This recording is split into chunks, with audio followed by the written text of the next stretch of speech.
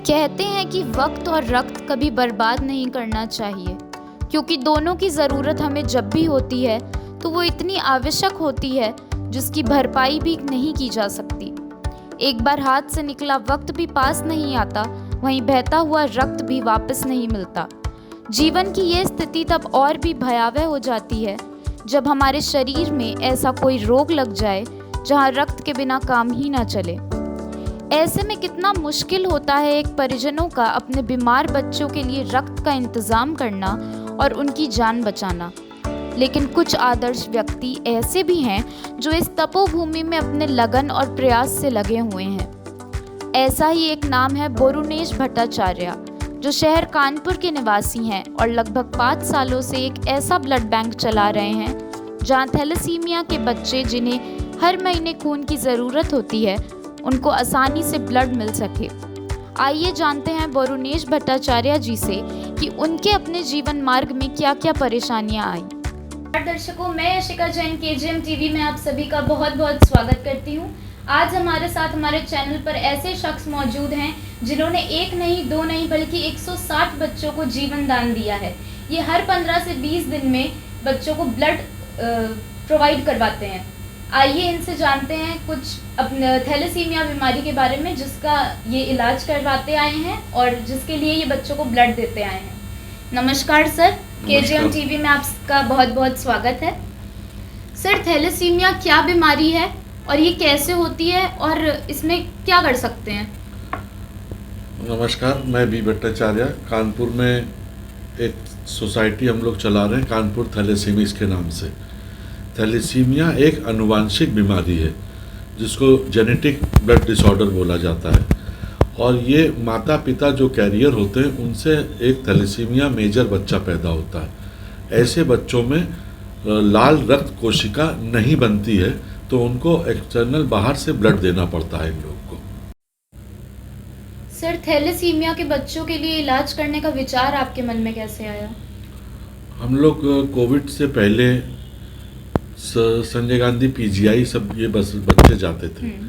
Covid के time में बहुत बड़ी प्रॉब्लम हो गई, तो हम लोग ने कानपुर में एक थैलेसीमिया सेंटर बनाने की मुहिम शुरू करी, जिसमें कि हम लोग ने बाल रोग विभाग Hallett hospital GSVM medical college के अंतर्गत हम लोग ने 11 बेड का एक वार्ड बनवाया, पूरा एसी फुल्ली एयर कंडीशन, और उन बच्चों के लिए फुल्ली टाइल फॉल सीलिंग करके 11 बेड का बच्चों के लिए वार्ड तैयार हुआ।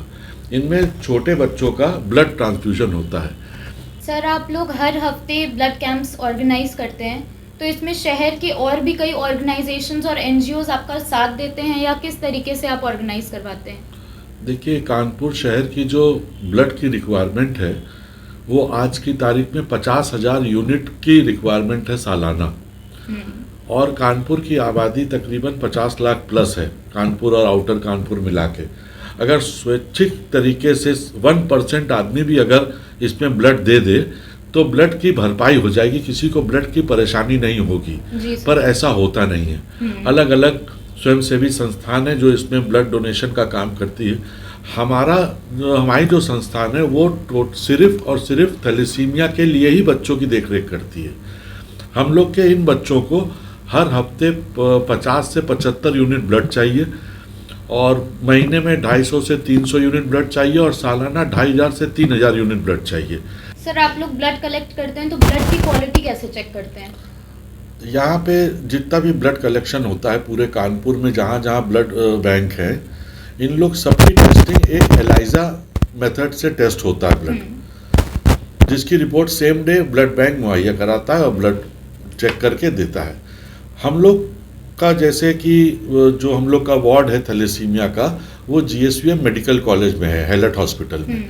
तो हम लोग की जो मदर बैंक है, जहाँ से मेरी रक्त की बच्चों के लिए आपूर्ति पूरी होती है, वो है जीएसवीएम का ही ब्लड बैंक, जो ट्रांसफ्यूजन मेडिसिन है, जिसकी nodal officer doctor Lubna Khan है। वो पूरा बच्चों के लिए जितनी भी रिक्वायरमेंट होती है वो पूरी करती हैं अपने ब्लड बैंक से। अच्छा, कानपुर शहर के अंदर जो जीएसवीएम मेडिकल कॉलेज का ब्लड बैंक है वो सबसे श्रेष्ठ ब्लड बैंक है कानपुर शहर का। इसमें जो भी ब्लड कलेक्ट होता है उनके जो इन हाउस टेस्टिंग है, एलाइजा की टेस्टिंग है, वो तो होती ही है, और एक स्पेशलाइज्ड टेस्टिंग होती है जिसको बोला जाता है NAT tested blood. Sir thalassaemia एक ऐसी बीमारी है जिसके बारे में बहुत सारे लोगों को नहीं पता है, तो इसके लिए आप लोग कोई अवेयरनेस प्रोग्राम्स भी चलाते हैं? अभी जैसे हम लोग का गत 3 साल से चल रहा था कि बच्चों को प्रॉपर तरीके से दवाइयाँ और ब्लड मुहैया हो जाए, उसमें हम लोग पूरे शहर के जितने भी संस्थान हमसे जुड़े हैं उनकी वजह से हम लोग बहुत कामयाब हुए हैं। अब इसका अगला फेज़ जो हम थैलेसीमिया अवेयरनेस पे करना चाह रहे हैं, जो कि बहुत शीघ्र चालू किया जाएगा। इसमें क्या है कि जैसे हम लोग के परिवारों में हिंदू मुस्लिम सब जगह बोला जाता है कि हिंदुओं में भी बोला गया है कि समगोत्र में शादी ना की जाए, क्योंकि यह अनुवांशिक बीमारी है। तो जहाँ आपस में रिश्तेदारी में शादियाँ होती हैं उसमें ये बीमारी बढ़ने की बहुत वो है। तो सर हमें ये भी पता चला था कि आपके टीम में जितने भी मेंबर्स हैं उनके भी परिवार में कहीं ना कहीं किसी ना किसी को कोई ना कोई पेशेंट है थैलेसीमिया का, तो क्या इसी वजह से ये टीम अप हुआ और आप लोगों ने ये विचार लाया कि हमें इन सभी बच्चों का इलाज भी कराना चाहिए? हम लोग जब पीजीआई में जाते थे तो वहाँ पे बड़ी सारी सुविधा उपलब्ध थी, पर यहाँ पे काफ़ी बच्चे होने के कारण और कोविड की परेशानी की वजह से हम लोग ने आपस ही में डिसाइड किया कि यहाँ पे एक थैलेसीमिया सेंटर बनाया जाए। अभी तक आपको इन ब्लड कैंप्स की मतलब आप किस तरीके से, आपको कितनी सफलता हासिल हुई है इन कैंप्स को लगा के? कोविड के टाइम हम लोग बिल्कुल हताश थे कि बच्चों को ब्लड कैसे मिलेगा। उस समय हम लोग क्या करते थे, ब्लड बैंक की जो ब्लड ट्रांसफ्यूजन की गाड़ी होती थी वो जगह जगह ले जाके हम लोग मोती झील में और गंगा बराज में या अटल घाट में ऐसे खड़ी करके पब्लिक से ब्लड मांगते थे। तो हम लोग ने इस तरीके से शुरुआत करी। तो 15 रोड कैंप हम लोग ने किए थे, जिसमें हम लोग ने 391 यूनिट्स ब्लड इकट्ठा किया था। हम लोग ने रोड में खड़े होकर लोगों से, चलते फिरते मुसाफिरों से मांगा था। सर जो लोग बार बार ब्लड डोनेट करते हैं, क्या उनकी ब्लड क्वालिटी भी डाउन होती है या फिर कोई फर्क नहीं पड़ता है? सच जिन लोग भी बहुत सारी ब्लड डोनेशन में हम लोग क्या बहुत सारी भ्रांतियां हैं। ब्लड डोनेशन के बहुत फ़ायदे हैं। अगर जो पुरुष है वो हर 3 महीने में एक बार ब्लड डोनेट कर सकता है और महिलाएं हर 4 महीने में डोनेट कर सकती हैं।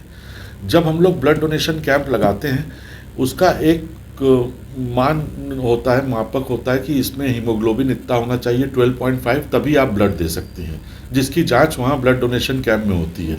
आपका ब्लड प्रेशर, ब्लड ग्रुप सब चेक किया जाएगा, आप स्वस्थ है कि नहीं ये डॉक्टर जांच करेगा, उसके बाद ही आप ब्लड दे सकते हैं। ब्लड देने से फ़ायदे हैं। लोग तो डरते हैं ब्लड देने से कि कमजोरी आ जाएगी, पर ऐसा कुछ नहीं होता है। ब्लड की क्वालिटी और रिफाइंड होती है और कभी भी आपको हार्ट के ब्लॉकेज वगैरह की प्रॉब्लम नहीं होगी अगर आप रेगुलर ब्लड डोनेट करते हैं। तो जब आपने रक्तदान करके आपके नज़र में आएगा कि आपने थैलेसीमिया बच्चे कहीं जिक्र आएगा तो आपको लगेगा कि ये बच्चे हमारी वजह से जिंदा हैं। ये अपने आप में बहुत बड़ी उपलब्धि है। बस धन्यवाद सर, धन्यवाद आप आपका हमारे चैनल के साथ जुड़े, बहुत अच्छा लगा, थैंक यू। एक ये